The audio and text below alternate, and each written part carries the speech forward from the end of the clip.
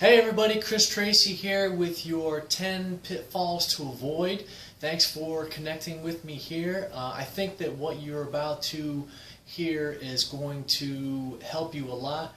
Just getting started as a new real estate agent, you just stepped out of the class, and my mission for this video and these 10 pitfalls to avoid is to help you avoid all the challenges and obstacles and pitfalls and traps that I experienced started out as a new agent. So I was really compelled and motivated to do something to try to help out other new agents, because as soon as you step out of that class, you've already paid money for the course, you've spent, I don't know, you're probably out a good $1,000 or so, I mean, with all the different fees and stuff, and you haven't even gotten a closing yet. So I said, okay, well, I'm going to make a video. It's going to help people. It's going to explain to them, and that way you get a nice, somewhat of a roadmap moving forward. These are the 10 pitfalls that I experienced as a new agent, so they can save you time, can save you money, save you energy and headaches, and ultimately try to get you find someone that's looking to buy or sell a house faster than if you just had to go out there and try to figure it all out on your own, or you're constantly just looking for support, calling your broker, asking all different questions, asking other agents. This, I think, will be really beneficial for you. So let's just dive right in. Let's talk about pitfall number 1 to avoid. Pitfall number 1 to avoid: not choosing a broker that personally meshes with you, fits with you as an agent. Now, when I first started out, I had a smaller broker. It was a mom and pop broker, friend of a friend, and I was a brand new agent, and I really needed a lot of support. I was working with clients, going over, looking at properties, and I had a lot of questions at the time, and I was playing phone tag with my broker a lot of times because my broker was busy going out doing deals, and he didn't really have the time to sit down with me and train me and mold me and mentor me and help me and give me what I needed. So I think that's a huge pitfall if you have to go out there and try all these different brokers and you're switching, and it costs money if you change brokers. So you really need someone that is going to just hold your hand when you first get started, because there's a lot to it, the paperwork and all the different questions the clients are going to be asking you. You just want that lifeline there. My broker's Keller Williams. I swear by him. I think they're awesome with respect to really holding the hand of a new agent. They're very supportive.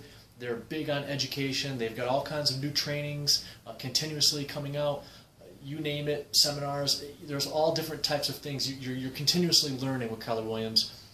I pay a little bit more monthly for that, but again, I think the investment is worth it. I like the brand. They're a huge outfit. One time I gave someone a business card, and they were like, "Oh, so-and-so brokerage. Who's that? I never heard of them." So that was a bit of a red flag for me. Now I hand someone a Keller Williams business card, and their face lights up. They're like, "Oh, Keller Williams, I heard of them. They're great." So I pay a little bit more for that. It's kind of, I piggyback off of that credibility and that name, that recognition. Like I said, that brand. I value that, and plus all the training and everything else that comes along with being plugged into that network. The network is great and very supportive. So that's just my personal recommendation. That's what I would recommend to you when you're brand new, just stepped out of the real estate class. You don't have a broker yet. Go out and find that broker before you just dive right in. Pick any old broker. Make sure you get someone, a company that's really going to hold your hand and support you, even if you have to pay a little bit more in the beginning. It's better. A lot of these brokers will come to you and they'll say, well, we'll give you 100% commission split, or they'll give you all these different attractive things that they're trying to coerce you into kind of coming with them. But if it's not a good fit for you, it could be a pitfall. So shop around, check out a lot of different brokers, make sure you get one that's that you feel is a good fit for you. Okay, so let's move on. Pitfall number 2 to avoid. This one is easily the biggest pitfall. I wanted to make it pitfall number 1 to avoid, but you have to get a broker before you can do anything else, so that's why I put that number 1. Pitfall number 2 to avoid: not spending enough time on lead generation. Lead generation is the highest and best use of your time bar none, no questions asked.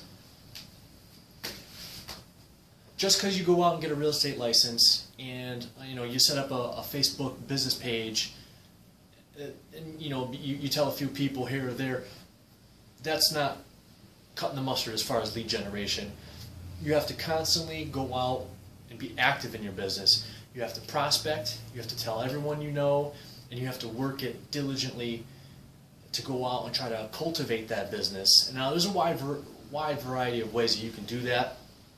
You can prospect, which is going to be contacting people on the phone. It's going to be your family and friends, basically anyone that you've ever given a dollar to. Your dentist, your mechanic, your plumber, the people next door, anyone at all. You're just constantly, anyone that you have in your Rolodex, you're just keeping track of that. And you're constantly just keeping in touch with them, constantly following up, and just trying to constantly build out your database of people that will at some point want to do business with you, or maybe they know someone who will be looking. So lead generation, it's going to be your prospecting. There's a wide variety of ways you can lead generate. You just have to really just pick a few that you're comfortable with, that you're passionate about, that you like. You can go out. I mean, you can knock on people's doors. You can call them. You can go to Chamber of Commerce meetings. You can have open houses. It's endless. You're constantly out there, always trying to generate leads. That's going to be your prospecting part of it. And then also, you have to have a strong internet presence, obviously.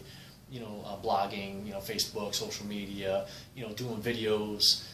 So there's a wide variety of ways that you can generate leads, but just know that, don't think that you're just going to sit in your living room at home and watch television and people are going to call you up and say, hey, I'm looking to buy a house. You got to go out and get after it. You got to go find these people and you got to connect with them. You got to get them, because maybe they probably won't buy a house today or tomorrow, but maybe you want to be in their mind so that 6 months down the road or next year, that you be the person that they call when they need something with respect to real estate. So you can never have enough leads, regardless of whether or not, if they do business with you today or tomorrow. You're always trying to build that database, and you're always trying to cultivate business so that some point down the road that they will work with you in some capacity with respect to real estate. So lead generation, have that as your number one priority when you wake up in the morning.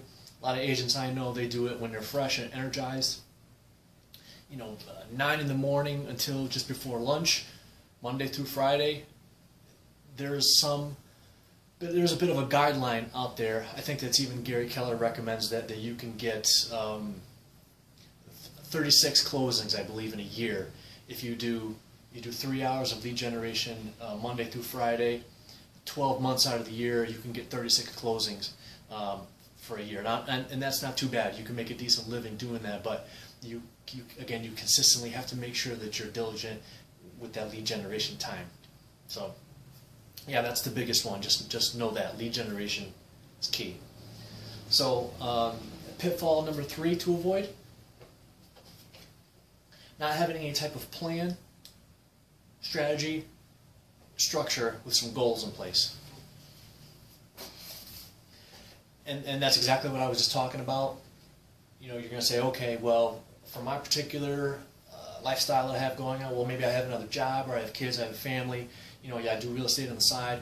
Whatever the case may be, you just make sure that you have it time blocked, you have it carved out for your life. You say, okay, well, even if it's just an hour, or whatever the case may be, whatever works for you, you just say, okay, Monday, for 3 hours I have some time, so I'm going to make phone calls, or I'm going to do some type of lead generation that's going to help my business grow, and I'm not going to just aimlessly scroll around on Facebook and then just kind of waste time.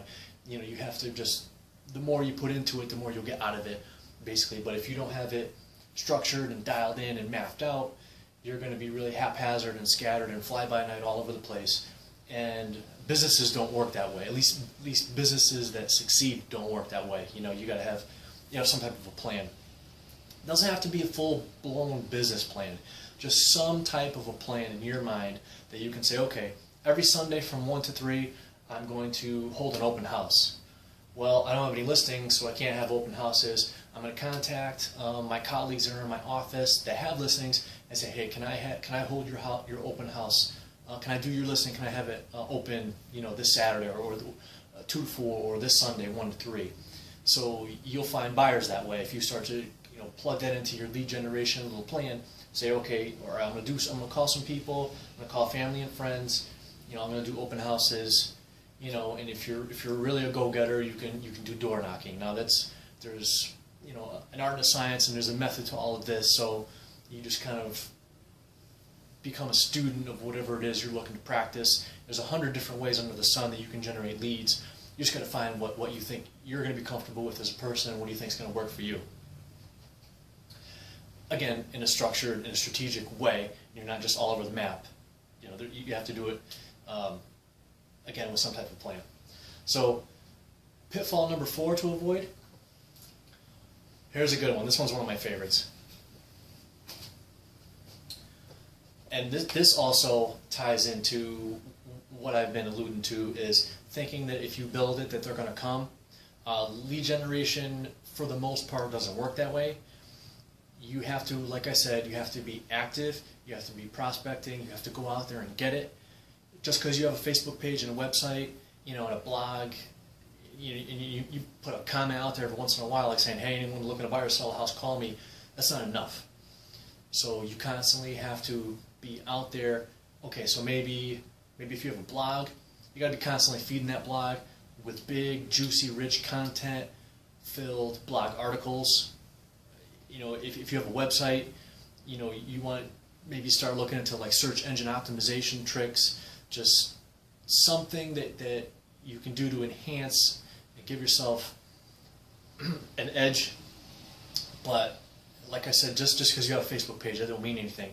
You constantly have to be active, and don't think that your phone is not going to ring if you're just going to sit back and, despite what anyone has told you or what you may think, that you constantly have to be always kind of out there. Real estate, I know sometimes where maybe you'll see a website or something where there'll be a person sitting on a beach, drinking a pina colada or whatever, and it's like, oh, real estate, make lots of money, it's great, be rich, you can flip houses or do whatever. But no, it's not. If you build it, they will come.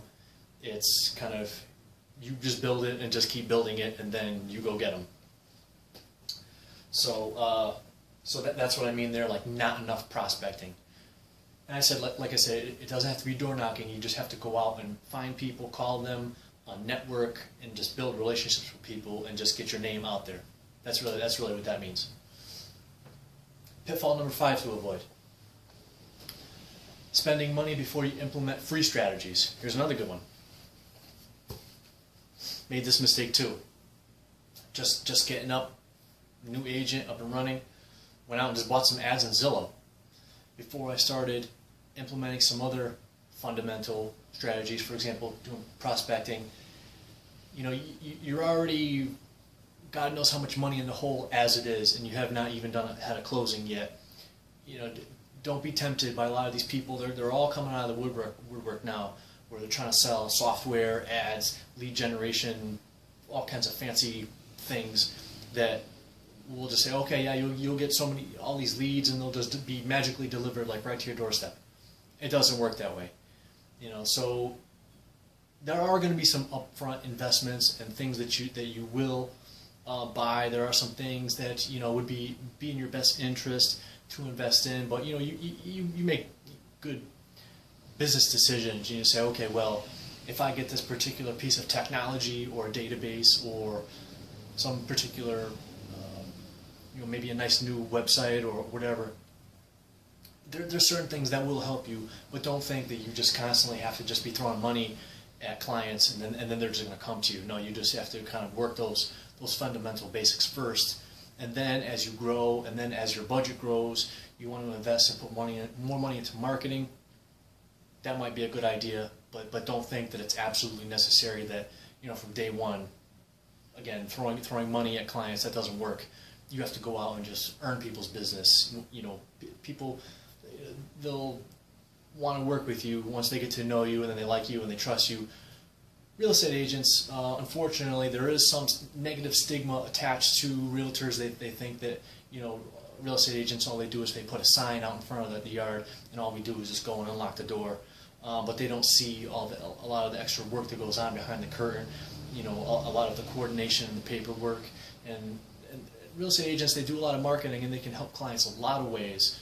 And then often, there's a misconception, and people don't really often think of it that way. So let's move on. Pitfall number 6 to avoid. Not working with serious buyers. This is, again, this is probably neck and neck with probably one of these top pitfalls to avoid. This is a huge, huge pitfall. People will contact you, especially, I experienced this a lot when I was putting ads up on Zillow. People will contact you and they'll say, hey, I want to go see 123 Main Street. Buyers will have you running all over God's green earth just so they can go, they can go maybe on a Sunday if they got nothing better to do, or they just want to just peruse the town and just leisurely stroll, on a nice day and just go look at houses. It is fun, but unfortunately, you are a one-man or one-woman business. You really are. So you have to think that way.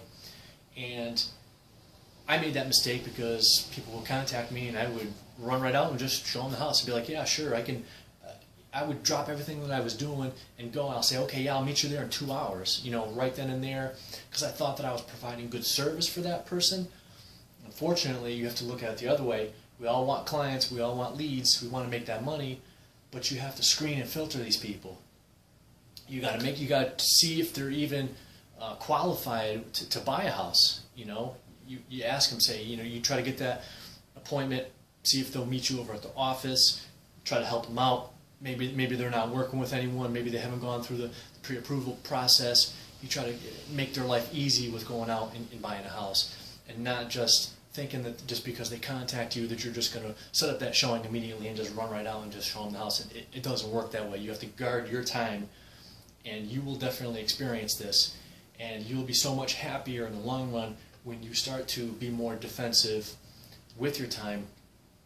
Because if the person's not really willing to come spend time with you and have that conversation with you, that consultation with you at the office, or even a Dunkin' Donuts or a Starbucks, they're not willing to sit down and have that conversation with you and start that pre-qualification process, they're probably not a serious buyer. They're really just tire kicking, and you can spend so much time, energy, and money just driving around town showing people houses and not making a dime. And that one thing alone, that one strategy, you keep that in mind, that will probably save you so much, and you will definitely come back and thank me in the future. So that's a huge, huge pitfall to avoid right there, is not working with qualified buyers. So moving on to the next pitfall to avoid. Not focusing, trying to be everything to everybody. Another significant pitfall to avoid is there's a wide variety of people that you are going to meet in your real estate career. There's going to be first-time home buyers, there's going to be for sale by owners, there's going to be expired listings, you're going to have your family and friends, there's going to be investors, people that flip houses, you're going to have people that just want to rent, you will have commercial real estate. So you have a wide variety of different types of people that you can potentially help.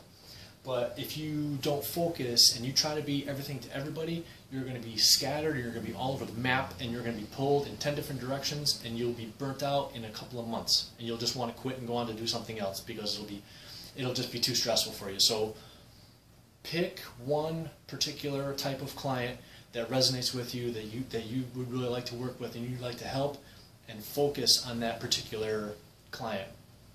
I know one agent, she specializes in foreclosures and short sales and people that are struggling with respect to that type of a real estate endeavor. So and just focus on that.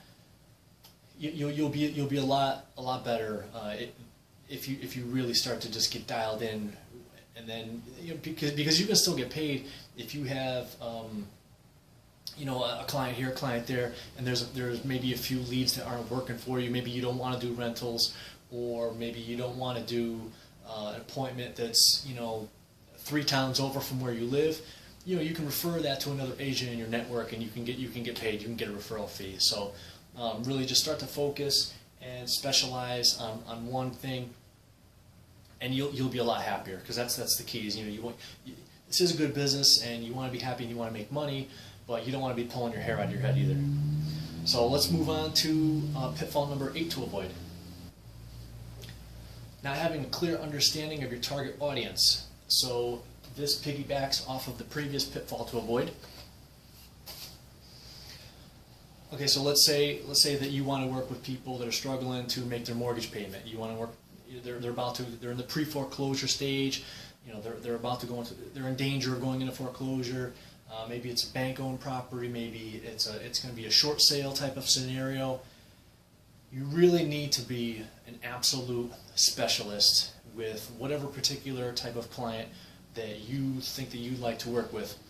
Because what's going on now in this day and age is a lot of customers and clients, because of the internet, they're out there Google searching and researching all different tax records, and there's so much information out there that they do probably the overwhelming majority of the upfront due diligence before you've even started to do it. So, and then they're kind of, to a certain extent, kind of leading you and telling you, what houses they want to see. So I guess that's a good thing for consumers nowadays, is they really educate themselves and they arm themselves with knowledge before they go out and make a buying decision.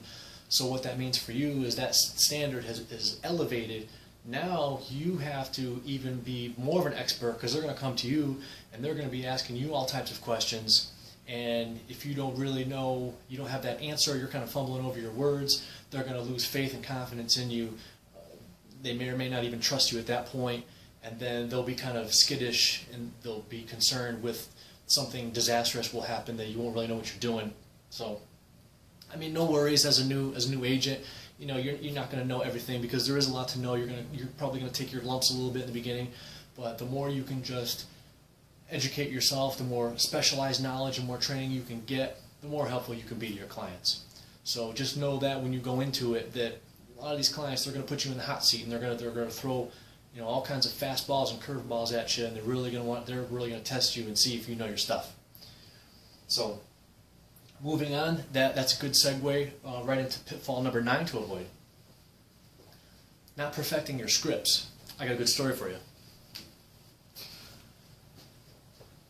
I used to work with investors that flipped houses, and on Friday nights I used to go out and put signs up on telephone poles. We buy houses for cash, call us.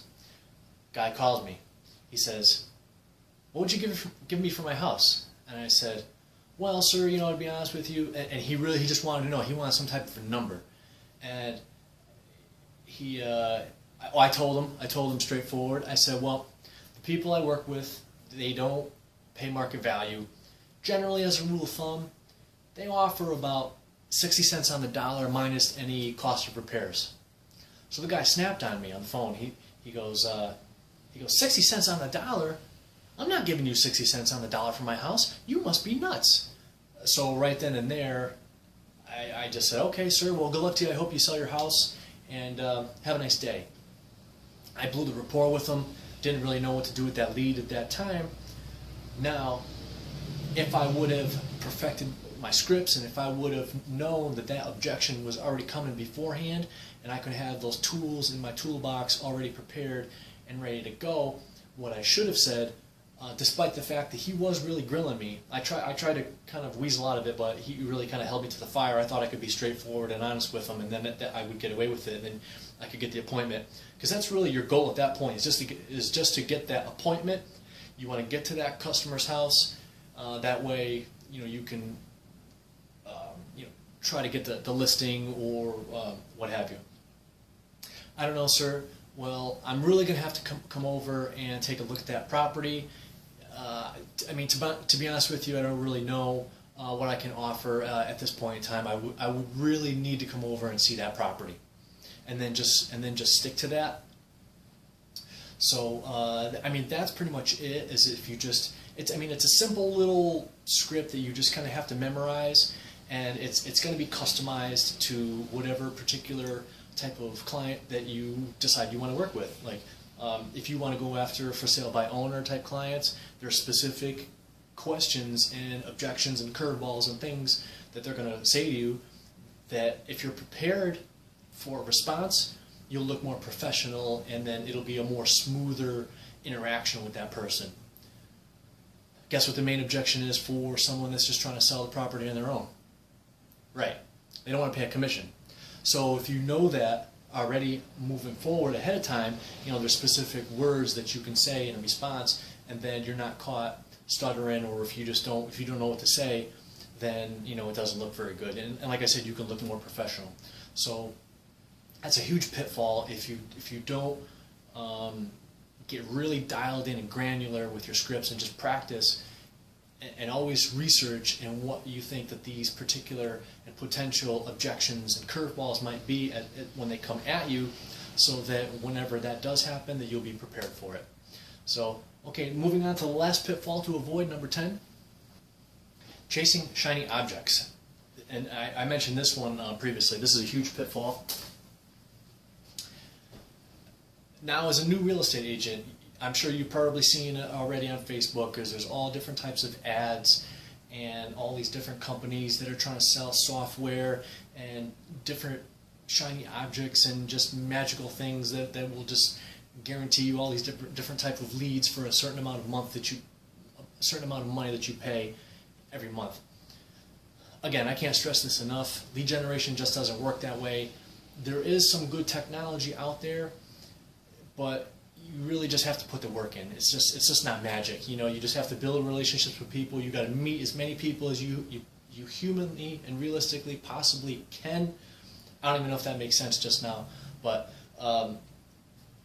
yeah, I mean that's it. You just have to just meet as many people as possible and build relationships with them, connect with them, get them to like you, know you, and trust you. Ultimately, so you can help them buy or sell a house. So I really hope that these pitfalls, I hope you avoid them. They're all pretty significant in nature. Some, as I kind of described, a little bit more weighing heavily than others. But please keep these 10 in mind. Let me know what your thoughts are. Let me know if you like this video. If you think that these tips help you, I would love to hear your feedback. Please check out my website. It's www.christracy-leadgenerationuniversity.com. That's christracy-leadgenerationuniversity.com. You can also connect with me on Facebook. If you liked what you heard here today, please like my page. It's Lead Generation University. And again, I really value your feedback. I would love to provide more great information based on what you would like to know. If there's more strategies and things that you're curious about, or if you're having some problems or whatever they may be, if you're struggling to generate leads, check out my website. I got a lot of great information there. I have a lot of experts that I interview that they're experts in search engine optimization, they're experts in marketing and generating leads. So it's a great new thing that I'm pumped up about, and I would love to have you check it out. Please go there. Again, let me know what you think about these tips, and please reach out. Look forward to speaking with you. Take care.